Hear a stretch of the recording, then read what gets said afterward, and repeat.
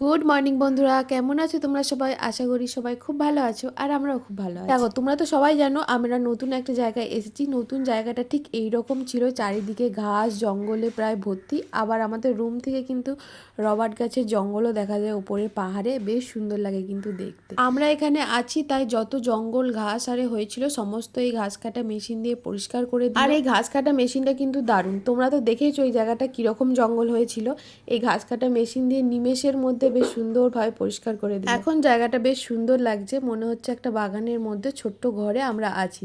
বাগানটা চারিদিকে গাছপালা, কলা গাছ, নারকেল গাছ, আরও নানা রকম গাছ আছে, পেঁপে গাছ, আর তার মাঝে একটা ছোট্ট ঘর, সেই ঘরের মধ্যে আমরা আছি। বেশ সুন্দর ফিলিংস হচ্ছে কিন্তু। তো যাই হোক, আজকে সকালের খাবারটা কিন্তু একটু অন্যরকম ছিল। একটা কেরালিয়ান খাবার, যেটা আমি আগে কখনো খাইনি। নারকেল দিয়ে, চাল গুঁড়ি দিয়ে বানানো হয়েছে, আর নাম মনে হয় পুট্টু।